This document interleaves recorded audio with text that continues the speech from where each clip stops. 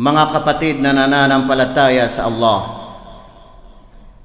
hindi natin mabibilang, hindi natin mailalarawan ang ating saya na ipinagkaloob sa atin ng Allah subhanahu wa ta'ala sa mga araw na ito, na kung saan ay naibalik o kaya ay makapagsasagawa tayo ng Jum'ah at patuloy na makikinig ng sermon sa ating wika.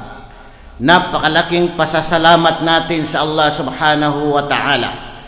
Bagamat napapansin natin sa mga nakaraan na araw, mga kapatid na nananampalataya sa Allah, na kung saan ay talagang napatunayan ng bawat isa sa atin na ang kayamanan, ang salapi ay walang kakayahan sa pag-solve, paglunas, pagkakaroon ng lunas sa mga problema o mga pagsubok na ibinigay ng Allah subhanahu wa ta'ala.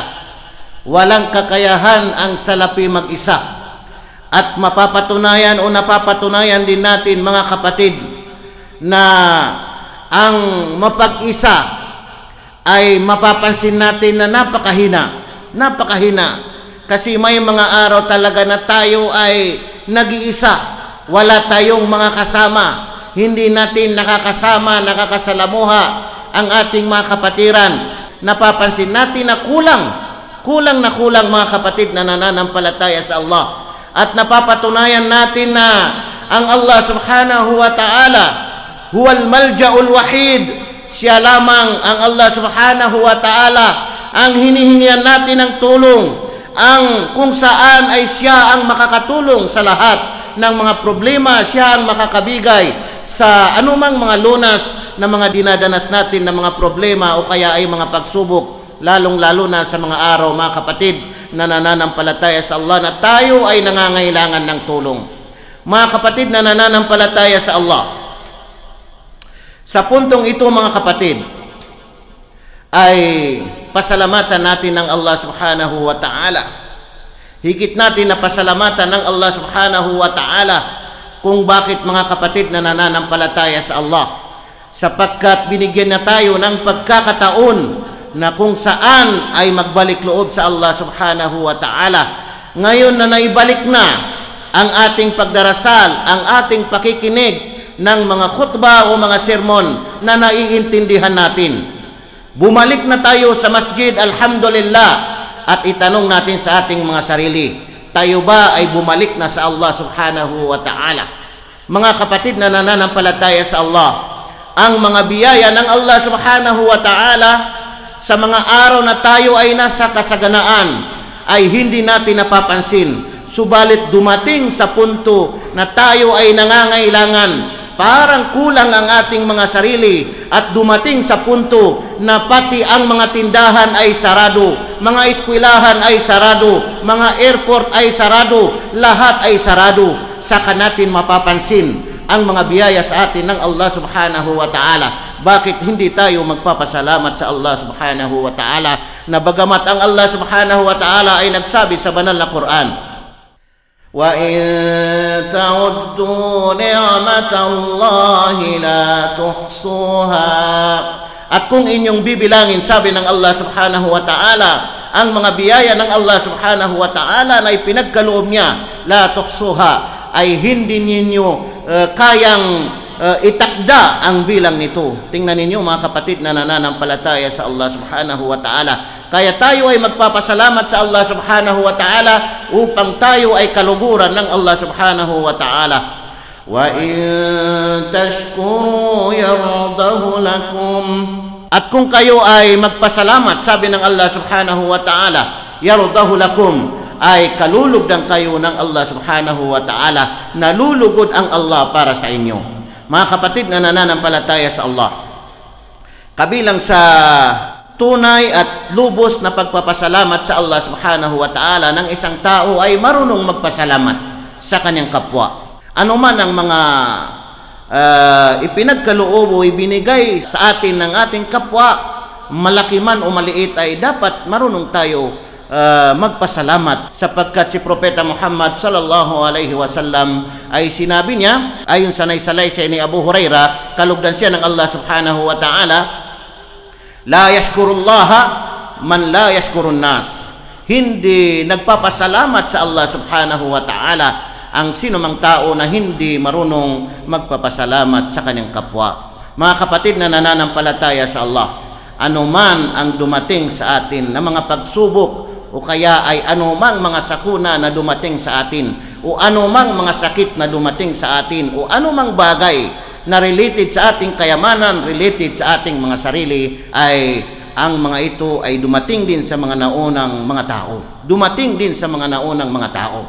Sinabi ng Allah subhanahu wa ta'ala, وَلَقَدْ أَرْسَلْنَا إِلَىٰ أُمَمٍ مِّن قَبْلِكَ فأخذناهم بالبأساء والضراء لعلهم يتضرعون. Tingnan ninyo mga kapatid na nananampalataya sa Allah, ang talatang ito na sinabi ng Allah subhanahu wa ta'ala, وَلَقَدْ أَرْسَلْنَا إِلَىٰ أُمَمٍ مِّن قَبْلِكَ.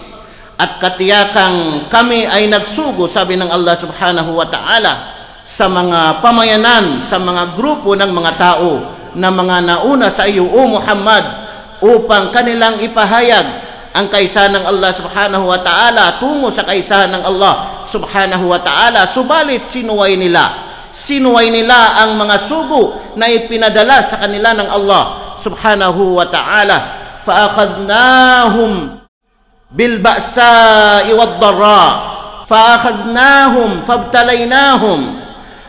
Sinakmal namin sila, sabi ng Allah subhanahu wa ta'ala, sinubok namin sila, sabi ng Allah subhanahu wa ta'ala, bilba'sa, sa pamagitan ng ba'sa. Ibig sabihin ay matinding kahirapan. Bilba'sa, matinding kahirapan. Anong ibig sabihin nito mga kapatid na nananampalataya sa Allah? Ayon sa pagpapaliwanag, bishiddatil faqr wa dayqil ma'isha. Ibig sabihin ay yung matinding kahirapan at saka mahigpit na pamumuhay. Bil ba'sa wad darra, at sinubok namin din sila, sabi ng Allah subhanahu wa ta'ala, sa kanilang mga katawan ng ibig sabihin kapinsalaan o kaya ay mga sakit.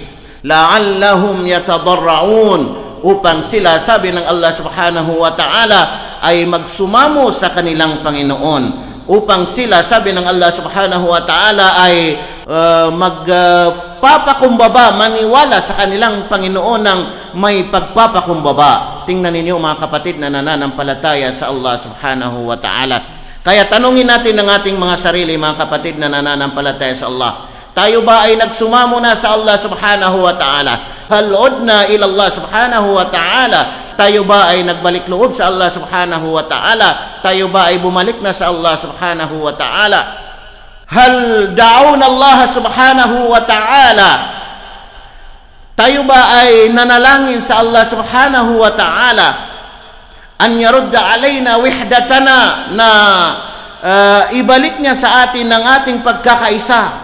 Mga kapatid na nananampalataya sa Allah, matagal na panahon na dumating sa atin ang mga pagsubok, mga kapatid na nananampalataya sa Allah. Noong hindi pa dumating ang mga pagsubok, napakalaking mga problema, napakalaking ibig sabihin mga bagay na kung saan ay hindi gaano nagkakaisa ang mga kapatiran. Ngayon na natapos na, alhamdulillah, sa kapahintulutan sa awa ng Allah subhanahu wa ta'ala, tayo ba ay nananalangin sa Allah subhanahu wa ta'ala na ibalik niya sa atin ang ating pagkakaisa, mga kapatid, o kaya ay patuloy pa rin natin gagawin ang mga bagay na magiging dahilan na hindi tayo magkakaisa, mga kapatid na nananampalataya sa Allah? Bawat isa ay ang kanyang dapat na gawin ay kung ano yung concern sa kanyang sarili. Huwag niyang pakialaman ang kanyang kapwa. Tingnan ninyo mga kapatid na nananampalataya sa Allah. Ibalik natin ang pagmamahalan, ibalik natin ang kapatiran, ibalik natin ang pagkakaisa. Ngayon natin natanto na kailangan natin ang kapatiran. Kahit sa pagkikita-kita lamang, mga kapatid na nananampalataya sa Allah, ay napakalaking bagay, mga kapatid na nananampalataya sa Allah. Aqulu qawli hadha wa astaghfirullah li wa lakum.